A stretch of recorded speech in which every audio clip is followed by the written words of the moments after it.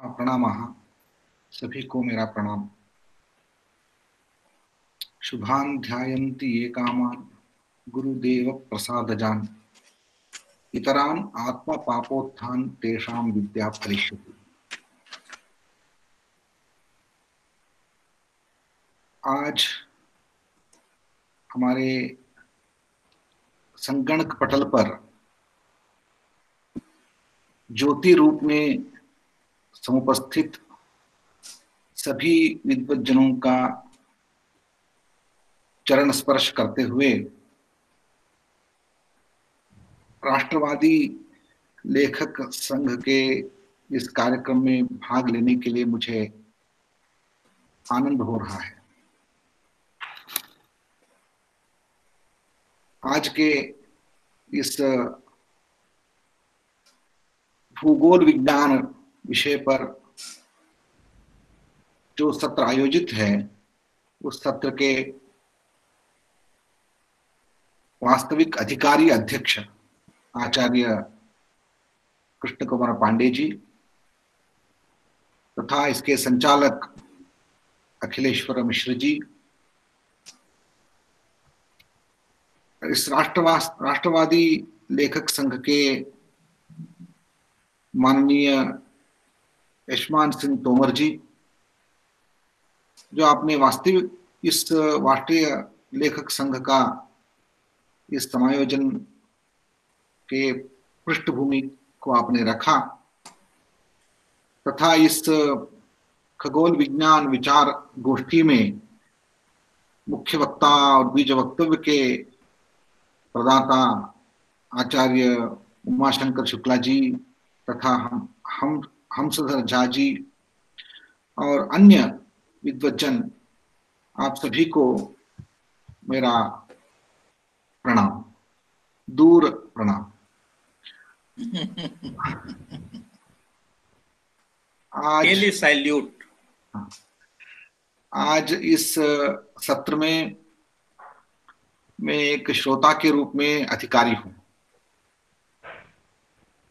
क्योंकि ये मेरा क्षेत्र नहीं है, लेकिन मुझे आपने एक वक्ता के रूप में यहां सामने बिठाया। लेकिन एक मुझे याद है, सभी वाद शिष्य पृच्छा से शुरू होती है। तो शिष्य पृच्छा जब नहीं होती है, शिष्य जिज्ञासा नहीं होती है, तो गुरु अपना वक्तव्य प्रारंभ नहीं कर सकता है। तो आप सभी ज्योतिर्विज्ञान के गुरुगण यहाँ बैठे हैं, तो कहाँ से शुरू करनी है? तो मुझ जैसे जिज्ञासु का जिज्ञासा पूर्वक प्रश्न से शुरू करना है, तो बाद में आप अपना वक्तव्य रख सकते हैं। इस दृष्टि से मैं मानता हूं, एक जिज्ञासु के रूप में मुझे आदि वक्तव्य प्रस्तापित करने के लिए आपने मुझे बुलाया। बहुत योग्य है, क्योंकि वैसे ज्योतिर्विज्ञानी को आप यहाँ आदि वक्तव्य प्रथम वक्तव्य के रूप में, प्रथम वक्ता के रूप में यहाँ बोलने में ज्यादा उसमें महत्व नहीं रहता है, क्योंकि वो जिज्ञासु नहीं रहता, वो ज्ञातव्य होता है। इस दृष्टि से मेरे जैसे जिज्ञासु को आपने यहाँ स्वीकारा है, तो आपको मैं धन्यवाद देना चाहता हूँ। मैं राष्ट्रवादी लेखक संघ के द्वारा समायोजित इस भूगोल विज्ञान विषय पर चर्चा गोष्ठी के आरंभ में दो विषय में आपके सामने रखना चाहता हूं। एक विषय हमारे प्राचीन भारतीय विद्या परंपरा, इनको स्वीकारने के लिए, इस परंपरा को अपनाने के लिए आज एक परिसर निर्माण हो चुका है।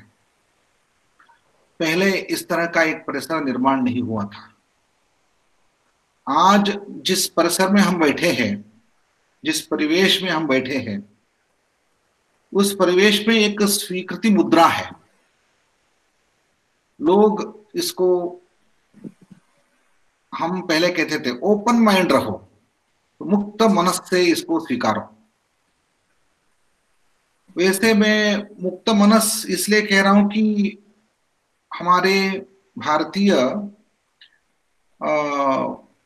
समाज में एक मनोबंधन हो चुका था। मानसिक बंधन से हम मुक्त नहीं थे।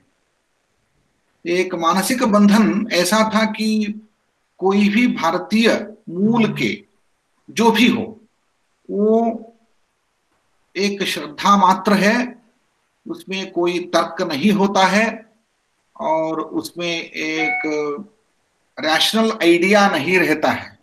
इस भाव से उसको दूर किया जाता था। आज जितने भी विज्ञान आविष्कार परिष्कार या विज्ञान आविष्कार के जो फल रूप हमारे सामने जो भी उपस्थित है, भौतिक सामग्री उपस्थित है, इस भौतिक सामग्री को देने वाले ही विद्या है, वही विज्ञान है, ऐसा हमारा भाव हो चुका। लेकिन अभी एक मानसिकता परिवर्तन हो चुका है। केवल भौतिक सामग्री को उत्पादन करने वाला ही विज्ञान नहीं होता है, उससे आगे भी कुछ है। क्योंकि कोरोना युग से एक नया परिसर निर्माण हो चुका है, मानसिकता परिवर्तन हो चुके हैं, क्योंकि विज्ञान से भी परे कुछ है। विज्ञान सब कुछ नहीं कर सकता है, ये भी ज्ञात हो गया है। मानव का एक अपने आप में जो सीमा है, सीमा का भी परिचय बहुत गंभीर रूप से हो चुका है। सब लोग भाग के घर में बैठे हैं, घर से बाहर निकलने में लोगों को डर लग रहा है। तो ये जो है, विज्ञान से हम सभी को जीत नहीं सकते, आधुनिक विज्ञान से। तो इस दृष्टि से जब बात आती है, तो कोरोना युग में एक नई दृष्टि जो आई है, वो ये है कि भारत हमें मार्गदर्शन कर सकता है। ये भाव पूरे प्रपंच में हो गया है। तो इसमें राष्ट्रवादी राष्ट्रवादी लेखक संघ ने जो राष्ट्र निर्माण हेतु इस तरह के प्राचीन भारतीय विज्ञान क्षेत्र को फिर से पुनरावलोकन करने के लिए जो प्रयासरत है, ये बहुत श्लाघनीय है। उसके लिए मैं अभिनंदन करता हूं। इसमें एक जो मैं संस्करण करना चाहता हूं, वो ये है कि हम हमारे भारतीय विज्ञान क्षेत्र को, खगोल विज्ञान क्षेत्र हो या अन्य उसके संबंधी जितने विज्ञान के क्षेत्र हो, उस क्षेत्र को हम प्राचीन क्यों कहें। तो ये ओरिएंटल नाम जो है, और ओरिएंटल नाम से हमें दूर रखा गया है, क्योंकि आपके आधुनिक स्पर्श नहीं है। इसलिए अधुनातन युग का जो स्पर्श नहीं है, उसमें कोई आधुनिक काल में उसका कोई लाभ होने वाला नहीं है, ये भाव भी है।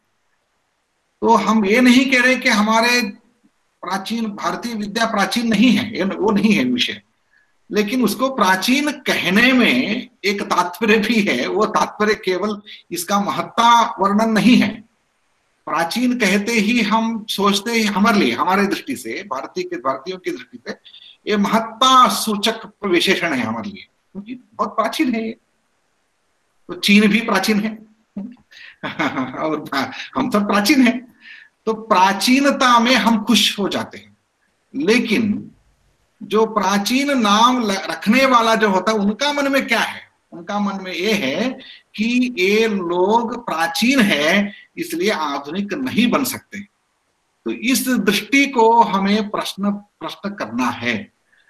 तो ओरिएंटल नाम से, ओरिएंटल लेगेसी के नाम से, ओरिएंटल नाम से जो भी बातें कही जाती है, तो वो बात ये कहते हैं कि कोई इसका आधुनिक काल में उपयोगिता नहीं है। ये भी वहां, जैसे संस्कृत भाषा को क्लासिकल लैंग्वेज बताया जाता है, तो शास्त्रीय भाषा, हम खुश हो जाते हैं, बहुत बढ़िया है शास्त्रीय भाषा, यानी शास्त्र निर्माण भूमि में रहने वाली भाषा है। ठीक है, वो नहीं है मैंने कहना, लेकिन उसका मीनिंग वास्तविक रूप से आप वहां क्लासिकल लैंग्वेज को यदि देखेंगे, तो उसका मतलब है जो भाषा ग्रंथ रूप में या केवल ग्रंथालय में जीवित है, वह भाषा क्लासिकल लैंग्वेज होती है। तो जैसे वो कहते हैं कि आज हिब्रू नहीं कह सकते, वो लैटिन और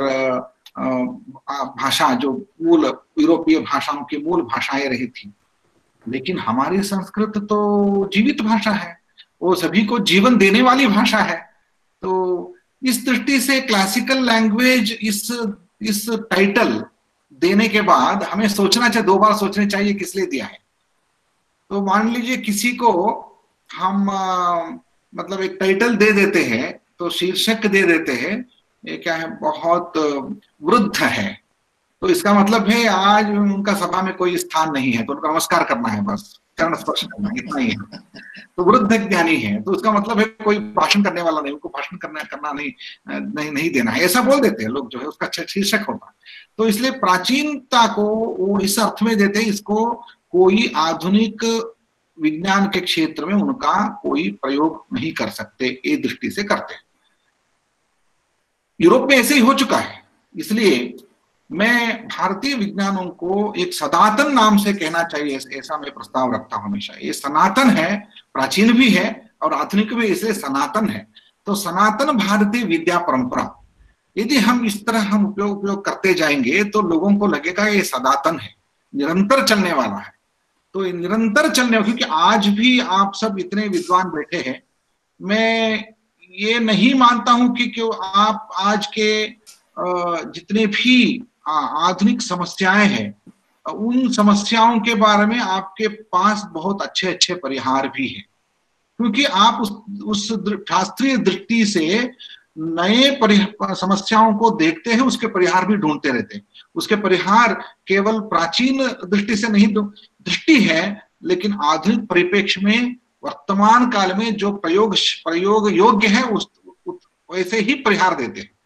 तो प्रयोग योग्य यदि परिहार है तो इसमें प्राचीन की क्या बात है, तो प्राचीनता की क्या बात है। तो इस दृष्टि से हमें खगोल विज्ञान पर जो चर्चा हो रही है, इसको